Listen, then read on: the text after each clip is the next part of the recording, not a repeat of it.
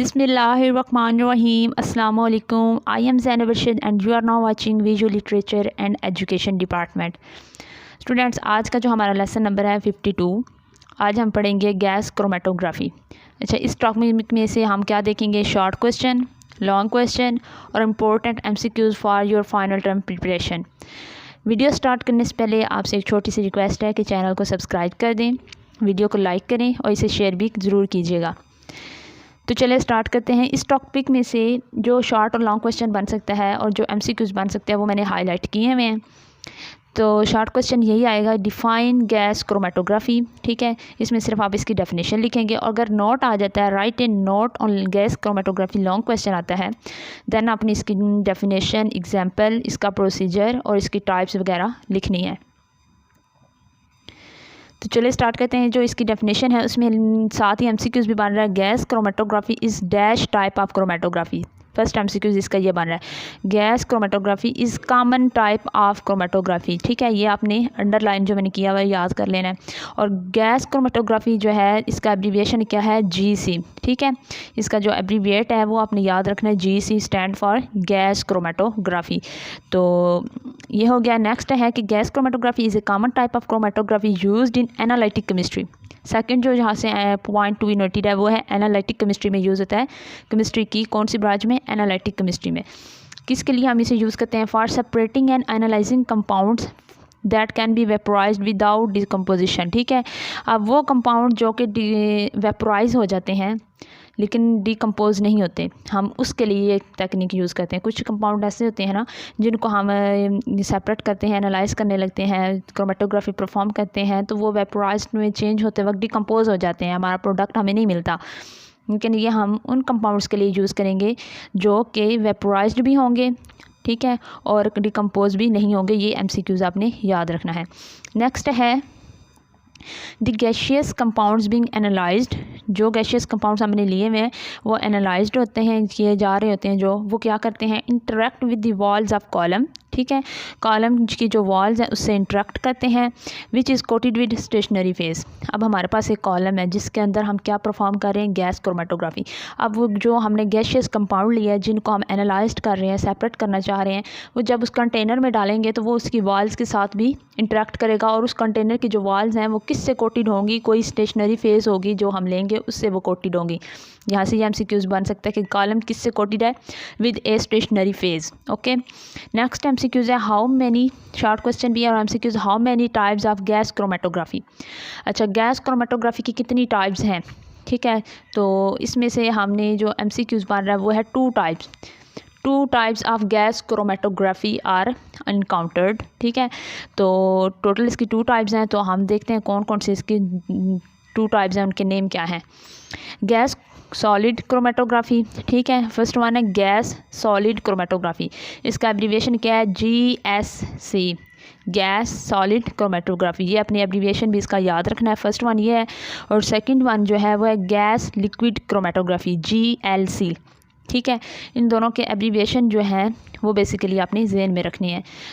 Gas chromatography, gas solid chromatography और gas liquid chromatography, ये तीनों एब्रीविएशन है जो इस लेक्चर में यूज़ हो रहे हैं। नेक्स्ट है कि सॉलिड क्रोमेटोग्राफी क्या है?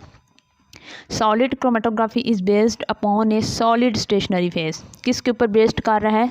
जो उसके अंदर हमने स्टेशनरी फेज यूज़ करनी है, कॉलम के अंदर जो अटैच होगी, कॉलम के वॉल्स के तौर पर हम यूज़ करेंगे, वो क्या होगी? सॉलिड फॉर्म में होगी। ठीक है, तो इसका क्या होगा काम? Solid chromatography is based upon a solid stationary phase on which retention of analytes is the consequence of physical absorption. यानी उस फेज़ के ऊपर, उस कॉलम के अंदर जब हम कोई मटेरियल सेपरेशन के लिए डालेंगे, जिस कॉलम के अंदर सॉलिड फेज़ जो है स्टेशनरी मौजूद है, तो क्या करेंगे? वो कॉलम के वो वाला सैंपल जाके क्या करेगा? एक फ़िज़िकल एब्जॉर्प्शन के ज़रिए उसके साथ रिटेन हो जाएगा, उसकी वॉल्स के साथ, फ़िज़िकल एब्जॉर्प्शन के साथ। ठीक है, केमिकली रिएक्शन नहीं करेगा उसके साथ, फ़िज़िकली अटैच हो जाएगा, उसके ऊपर रिटेन होगा। नेक्स्ट MCQs है GC and MS is a powerful tool. ठीक है, गैस क्रोमेटोग्राफी जो है इज़ ए डैश टूल। तो आपने याद रखना है कि ये क्या है? एक पावरफुल टूल है। अब जो है गैस क्रोमेटोग्राफी जो है नेक्स्ट जो MCQs बन रहा है, first separate dash mixture into individual components. अब एक पूरा मिक्सचर है, उसमें डिफरेंट कंपोनेंट्स मौजूद हुए हैं और वो मिक्स हुए हैं। अब इसने क्या करना है, GC ने सबसे पहले कम्प्लेक्स मिक्सचर को अलग अलग करके इंडिविजुअली कंपोनेंट्स में क्या कर देगा, चेंज कर देगा। तो ये MCQs आएगा कि GC first separate complex mixtures है, ठीक है, इनटू इंडिविजुअल कंपोनेंट्स। MS जो होता है वो gives a precise mass information and chemical identification. जो MS हमारे पास है, ठीक है, वो हमें क्या देगी, प्रिसाइज देगी इंफॉर्मेशन किसके मतलब है, मैस के मतलब। ये आपने याद रखना है इन केमिकल आइडेंटिटी। नेक्स्ट है कि GC जो होती है, GC is routinely used in air monitoring. अब इस GC का यूज़ आ गया, गैस क्रोमेटोग्राफी का क्या यूज़ है, इन एयर मोनिटरिंग, ठीक है, डिटेक्ट वोलेटाइल ऑर्गेनिक कंपाउंड्स, यानी हवा में कोई ऑर्गेनिक कंपाउंड है जो कि वोलेटाइल है, ठीक है, उसको भी डिटेक्ट करने के लिए हम इसको यूज़ करते हैं GC को। MCQs आ गए ये वाला भी।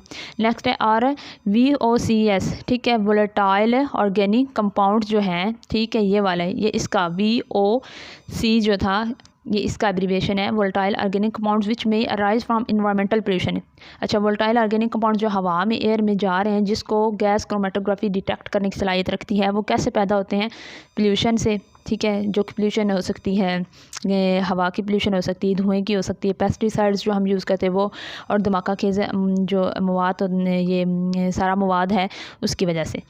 तो ये आपने MCQs भी याद रखना है। अच्छा, नेक्स्ट शॉर्ट क्वेश्चन है, why is gas chromatography important. अब गैस क्रोमेटोग्राफी GC जो है, इसकी इम्पोर्टेंस क्या है, इस इम्पोर्टेंस में ही इसके यूजेस भी लिखे होंगे, वो भी आपने याद कर लेने हैं। Why is gas chromatography importance, क्यों इम्पोर्टेंट है, बिकॉज ऑफ इट्स सिंप्लिसिटी।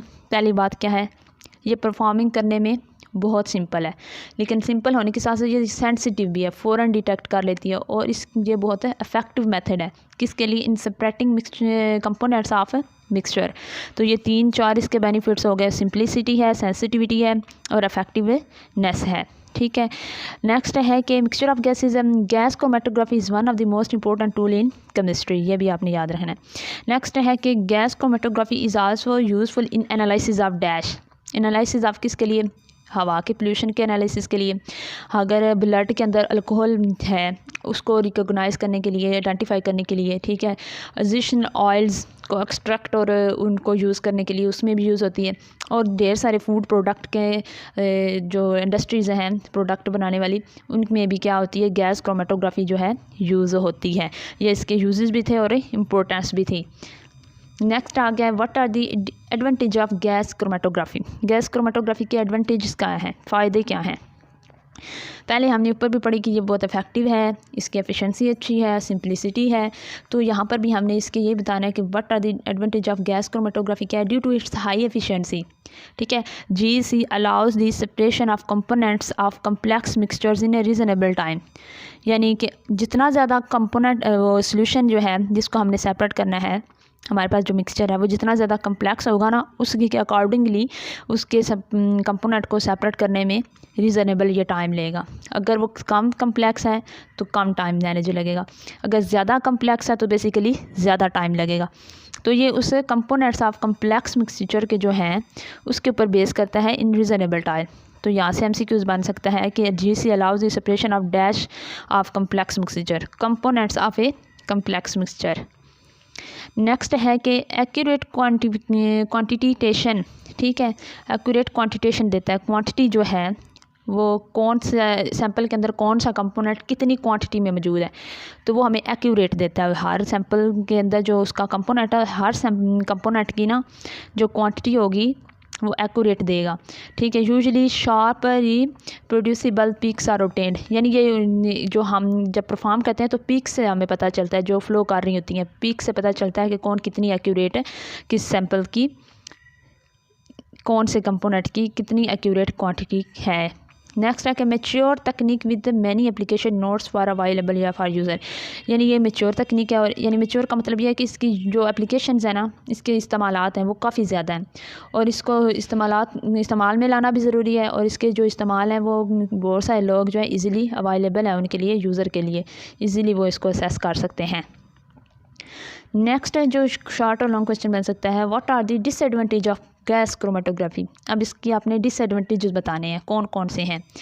पहला डिसएडवांटेज इसका क्या है, ठीक है, डिसएडवांटेज ऑफ इस पहला जो है इसका वो है लिमिटेड टू वोलेटाइल सैंपल। अब इसमें हम नॉन वोलेटाइल यूज़ नहीं कर सकते। ये कहाँ पे परफॉर्मेंस सिर्फ दे सकती है, किन कंपाउंड्स के, किस सैंपल के लिए, जिसके अंदर जो कंपोनेंट्स हैं वो क्या हों, वोलेटाइल हो, मिक्सचर वोलेटाइल हो फुल। तो ये पहले इसकी लिमिट आ गई, इसकी ये एक महदूद है इन कंपाउंड्स के लिए। नेक्स्ट MCQs है कि not suitable for dash, gas chromatography is not suitable for dash, किसके लिए ये सूटेबल नहीं है, ठीक है। तो आपने बताना है थर्मली लायबल सैंपल्स के लिए, ठीक है। नेक्स्ट MCQs है samples be soluble and don't react with column. अच्छा, सैंपल सोल्यूबल तो हों लेकिन वो केमिकली जो कॉलम है जिसके अंदर हमने सैंपल को सेपरेट करने के लिए डाला है उससे वो केमिकली उसकी दीवारों के साथ रिएक्ट ना करें, ठीक है। Do not react with the column. ऊपर भी पढ़ा है कि ये किस तरह वहाँ पे उसके साथ एड्जॉर्ब होगा, फिजिकली एड्जॉर्ब होगा, केमिकली एड्जॉर्ब ना होता हो। नेक्स्ट MCQs है the temperature of this sample port is usually about, कितना होना चाहिए जो सैंपल है पोर्ट का जिसके ज़रिए हम सैंपल पोर्ट करें वो कितना होना चाहिए, अबाउट 50 डिग्री हायर होना चाहिए, ठीक है। Then the boiling point of the least volatile component of the sample. अच्छा, उस सैंपल के अंदर जो ढेर सारे कंपोनेंट जो मौजूद है जिनको हमने सेपरेट करना है उसमें जो उन कंपोनेंट में जो एक कंपोनेंट ऐसा होगा जो लीस्ट कंपोनेंट होगा, लीस्ट वोलेटाइल होगा, यानी वो ज़्यादा जल्दी वोलेटाइल नहीं हो सकता। तो ओवरऑल जो सैंपल का टेम्परेचर है वो हमने उस लीस्ट वोलेटाइल कंपोनेंट से 50% क्या रखना है, हायर रखना है। ये MCQs आपने याद रखना है। नेक्स्ट है कि शॉर्ट को long question, what is the difference between, ठीक है। अब ये डिफरेंस आ गया कि HPL में और GC में क्या फ़र्क है। HPL आपने पीछे पढ़ा है, ये किसका एब्रीविएशन है ये आपको पता ही होना चाहिए। HPL जो है कॉलम्स क्या होते हैं उसके शॉर्ट होते हैं, ठीक है। जो HPL होती है उसके कॉलम क्या है, शॉर्ट हैं। लेकिन जो GC है इसके शॉर्ट जो कॉलम नहीं होते। HPL columns are short and made with tightly packed material, ठीक है। इन कंट्रास्ट जो GC कॉलम है ये क्या होता है, लंबे भी होते हैं और क्या होते हैं, नैरो भी होते हैं। ये शॉर्ट नहीं होते, लॉन्ग होते हैं, लेकिन ये क्या होता है, इनका वो क्रॉस सेक्शन क्या होता है, नैरो होता है। तो ये इन दोनों में डिफरेंस आ गया। नेक्स्ट है and come into two general types, ठीक है, नेमली पैक्ड कॉलम्स, ठीक है, और एक है कैपिलरी कॉलम्स। अब जो है GC कॉलम्स जो होते हैं वो लंबे होते हैं, नैरो होते हैं और इनकी दो टाइप्स होती हैं, एक होता है पैक्ड कॉलम, ठीक है, दूसरा होता है कैपिलरी कॉलम। ये भी आपने माइंड आउट कर लेने हैं, दो टाइप्स इनके नेम दी। अब आगे है कि कैपिलरी कॉलम्स काम क्या करते हैं। Capillary columns have many advantage over packed columns including improved resolution and speed। अगर हम कैपिलरी कॉलम यूज़ करेंगे तो वो पैक्ड कॉलम की बनिस्बत, ठीक है, सेपरेशन के लिए पैक्ड कॉलम की बनिस्बत वो ज़्यादा रेजोल्यूशन अच्छी देगा और उसकी स्पीड भी ज़्यादा बेहतर होगी as compare to packed columns. Lesson number अब 53 जो है ये मैं नेक्स्ट वीडियो में आपको बताऊंगी। आज की वीडियो में सिर्फ इतना ही था 52 के लिए। नेक्स्ट वीडियो तक मुझे दीजिए इजाज़त। अल्लाह हाफिज़।